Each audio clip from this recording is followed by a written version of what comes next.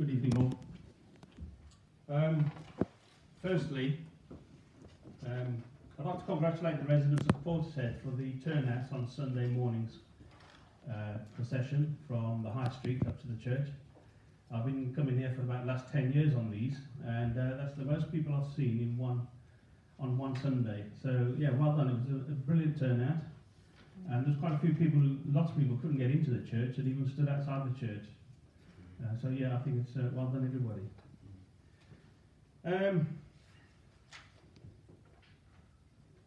Joe, I believe this is your last town council meeting.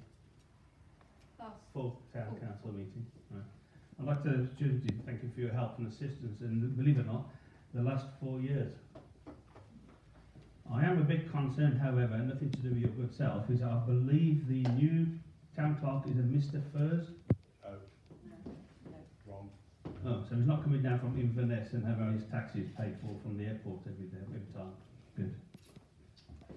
Chairman, if I could clarify that, the name Mr. Furs is a locum clerk, he is a qualified clerk who can fill the gap between permanent employments. Right, okay. What, from Scotland? Yeah.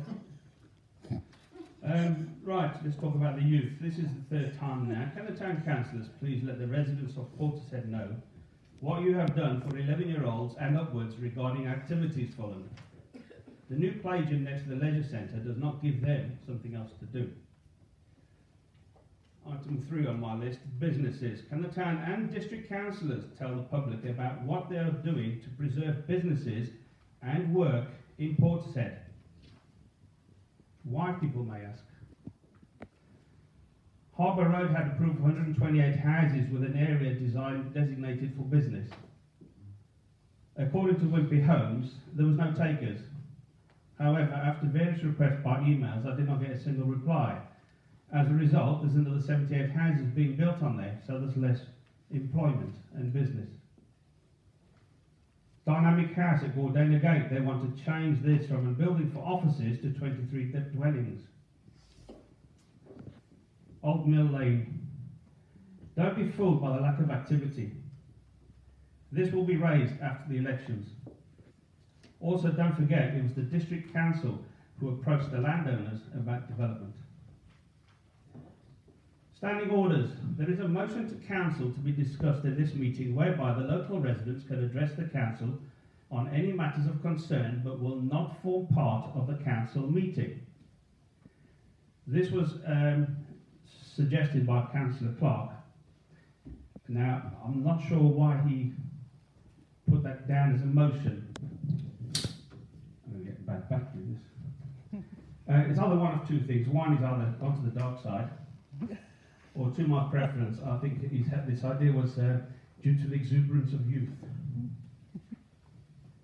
Public participation has been part of the town council meetings for generations, and it recently has this town council changed standing orders clearly to stifle the public.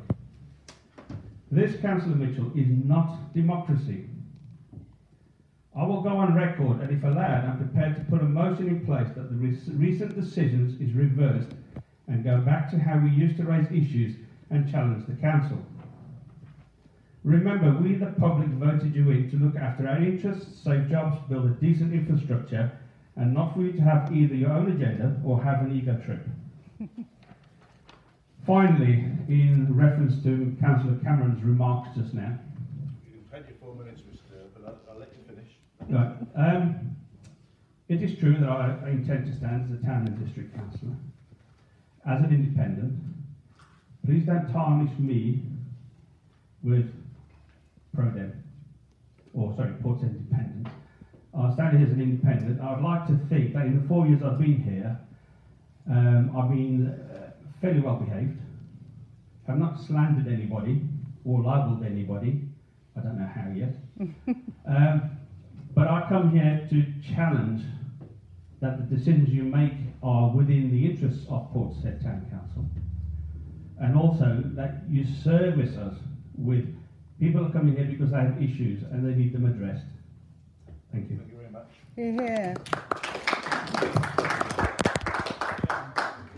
For the video, I'm not connected either. Can I just